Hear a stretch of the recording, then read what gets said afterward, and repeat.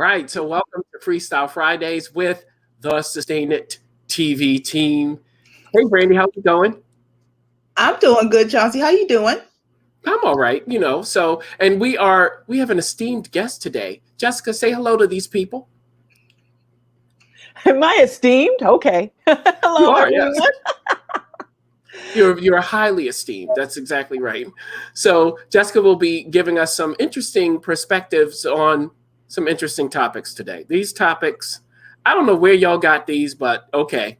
Look, don't blame me, everybody. Now, number one on the list. This is what I'm calling what's old is new again. We have two classic companies who are really trying to reinvent themselves and get some attention online. I mean, that's what we're here for. And the number one of these two companies is Ritz Crackers. Yes. What was it on TikTok? Everybody's on TikTok. Yes, Ritz They Crackers. came out and they gave everybody a mind-blowing concept for the real reason behind the ridges on Ritz Crackers. Do you buy, Brandy, Jessica, do you buy that the Ritz Crackers ridges are to cut the cheese? Not now, literally, not figuratively. So I'm gonna go with a no. What do you mean no? Well, Jessica, what's your vote? What do you think? So I think this is really great for marketing. I think marketing wise, this is an amazing, amazing idea. The fact that you could take the ridges of the cracker and then say, oh yeah, and that's why we created it is, to be honest with you, is genius. If they're looking for a way to capture attention, they definitely did it with this. However, I don't believe that that was the original, intention for the cracker. Absolutely not. I don't even think, did they even make the cracker to go with cheese originally? Probably not. I think with most Ritz crackers, I don't know. Do you guys eat Ritz crackers with anything? I actually just eat by themselves. I don't even put them with anything, to be honest with you. When I used to eat Ritz crackers, like you say, you eat them by themselves because they're really good. You put peanut butter on them.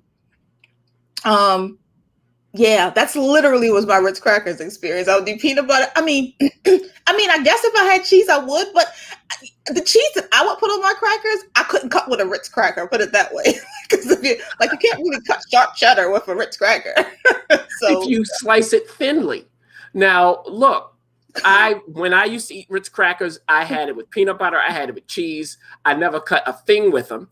But I'm going to tell you this. Some people clap back, of course. And this is all in the People magazine article that we're linking in our description. So you can check that out, everybody. But one person said, that's not what they're for. You just made this up. And Ritz responded. But we're Ritz. We're allowed to. Okay, so they're coming back. Another person, it won't work it won't work. They break easy response, but it does. And this actually was shared last year. Another TikTok user went viral doing the exact same demonstration. So there you go with the Ritz crackers. Now, similarly, what's old is new again. New Oreo flavors. Yes, apple cider donut. Now, when I think of Oreos, don't mess with them. That's just my opinion. The classic Oreo is the way to go. I know they have to have shelf space and they want to have all kinds of variety. I just like the classic. People always know what to do with the classic. They have different ways of eating it. Some people just eat what's on the inside. Some people just eat the cookie. I was watching Good Girls and the guy just ate the actual cream. That's Oreo. Not with apple cider donut, but let me be quiet. I'm just hosting. Jessica, tell us. You got really riled up there. Look. Do you want your apple cider donut in your Oreo? Yes. I'm gonna tell you why. Okay, so this is post-pandemic. I need a little zest in my life. I need something different. So I'm gonna go with a yes. Now, does it taste good is the question. That's because I'm an apple cider lover. I love apple cider. So I drink that stuff almost daily. So I'm all for it. I'm for them messing with it and trying some new stuff. I'm for it. What do you think, Brandy?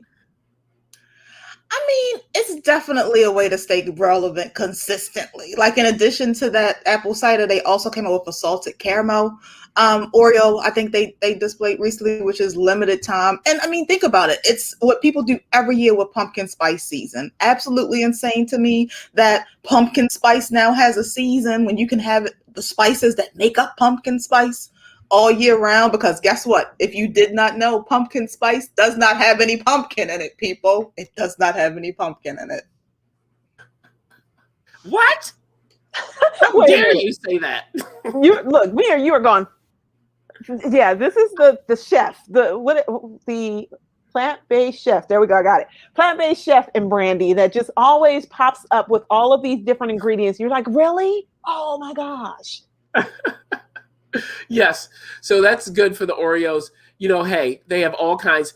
Interesting. I've never tried the lemon ones, but I think that would work. So, you know, they have different things going on with these Oreos, but this isn't as much of a stretch, of course, as what we just talked about with Ritz crackers. So there we go with the Oreos. Rebranding. So keep this in mind, everybody. If you have a brand, don't let it go stale. Anything will do. You could say that what it once was is no longer. You could create something new. That's what we're learning from two mainstays in that space. But let's move to a mainstay in a different space, the talk show space. And this is all about Wendy Williams. I'm calling this Wendy Williams doesn't know who the people she's criticizing are. Now, number one on this list, I'm going to start with Tabitha Brown, who is in the plant-based space. And, you know, Tabitha announced, hey, my husband can retire from work because, you know, I'm making enough money doing this. Now, Tabitha was an actor and all of that, but exploded for certain reasons that you can look up. So we do have a People article about Tabitha Brown's response to Wendy Williams responding to her saying that her husband can retire. Wendy, of course, goes, I don't know who she is. I think this is like her standard thing now. Anybody online, Wendy's going to go, I don't know who you are. And then she's going in. Then she said, I don't think this whole retirement thing is going to work. So questions to you two. First question is, do you buy this? Wendy Williams doesn't know who these people are. And the second question is, when it comes to Wendy Williams, isn't the point to rile people up? What do you think, Jessica? That is really great point. I think the point is to rile people up. I mean, Wendy Williams is known for this. This is what she does. She's historically, this is on her resume, right? For her to then, but I think too, there's a point in which you just get out there and you just say, this is what I think. And if she really felt like that, that's what she felt like. I don't think she thought she was going to get the backlash that she was going to get, though. I don't think she had any idea that was what was going to come back at her. So yeah, this has been interesting to see it unfold. And the songs and the beats have just been amazing. They've given me life. So Brandy, what have people said in response to Wendy not knowing people and being disrespectful? Because before you go into that, Brandy, let me just say the other person that Wendy did this to, unfortunately lost his life.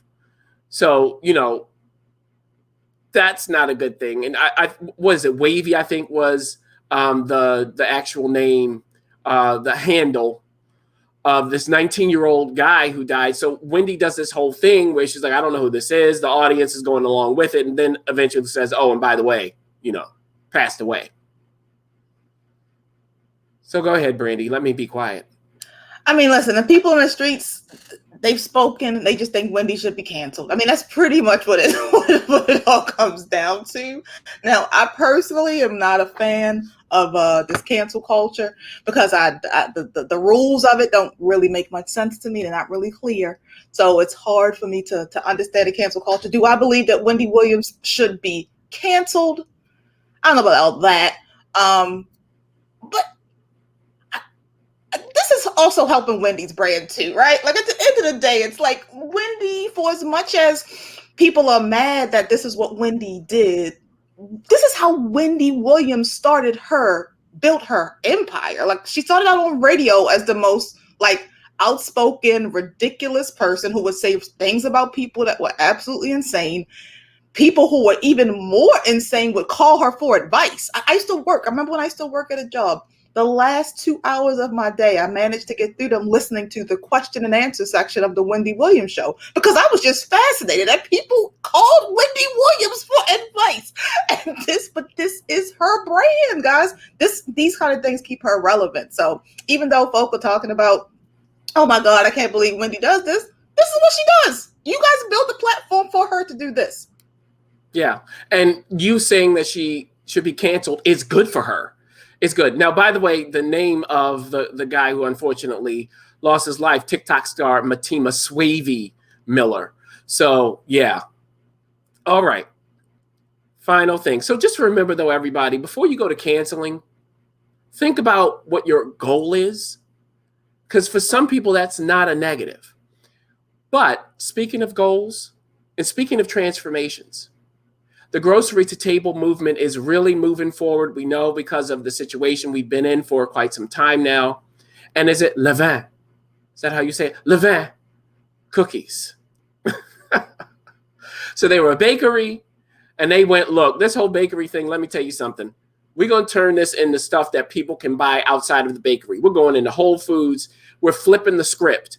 So Brandy, tell us a little more about Levain. And then we'll get Jessica's perspective. Yeah, so I just like to share the story about this brand. So Levain is really cool because it was actually started by two runners. These cookies were created by two runners who had to carb up before marathons. And so they were part of a running group and they would bring these cookies to their team and give them out. And everybody, they were so freaking amazing. And they were like, you have to sell them. And these cookies are literally like bricks. They're probably about this, well, probably like this thick. They're like super thick, but they're so full of like, you know, nuts and grains. And of course there's chocolate in it. And it's like the original one was a chocolate chip cookie with pecans, I think it was. And it was just like super hearty to carb them up before a run. And they became a thing. Like their team started talking about them and ended up, you know, other people, other runners wanted access, and they ended up opening up a shop. And it's one of those shops that I've actually pre-plant-based lifestyle. I actually had a Levain cookie, and it is insanely expensive. When I say insanely expensive, like one cookie is like $4. And that's kind of expensive for a cookie, but you buy it. It's crazy, but you buy it, and literally you buy it. Huh? You buy it. You buy it. You $4 cookie. That cookie better like write emails and do some other stuff for $4. That's worse than the cookies at the mall. Remember, we used to go to Mrs. Fields at the mall, and you was like, "Oh, do I really want to pay this $3 to get this cookie?" I guess so. No, it's insane. It's like there was a line. I never waited in line. I don't wait in line for food. But one day I walked past and there wasn't a line. So I was like, let me try this $4 cookie because I'm never gonna try it again. And it was a yummy. It is well made. The ingredients are high quality ingredients. It was a great cookie, right? So like Chauncey was saying, now because for the last almost 2 years at this point, we've been kind of shut down, and everybody's kind of become bakers and doing more cooking at home. They decided to, the famous word that we probably shouldn't say, but we're going to say, pivot. And so they pivoted. To offer up these cookies at home, and now you can make them at home. So that's a little bit of backhistory about Levain. Oh, Levain, as Chauncey says. Yeah, Levain. Now, Jessica, are you willing to pay $4 for Levain? Yeah. So no. Okay. Yeah, you're muted, Jessica. So unmute yourself for us. Okay, no, absolutely not. Nah, nope. How many other languages or dialects do I need to say? Right. I only know the slang ones. Sorry. Yeah, but if the market says it's worth $4, we are not getting in Levain's way. Look, you put a French name on it, you may be, charge $10. It might be $6 by now with the cost of food, like prices. When you think of those ingredients, those cookies might be $6 today. I would have Le Petit Levain, Le Grand Levain, I would have all kinds of things. Levain, now I'm giving y'all some little notes. And with that said, it was great joining both of you. Brandy, Jessica, thank you for joining me on Freestyle Fridays. Everybody, every Friday, we do something. Who knows what topics we're going to choose, but we're going to have a good time. And remember, every day at Sustain It TV, you get something new. So keep coming back to us and we'll keep pumping out the content. Bye-bye.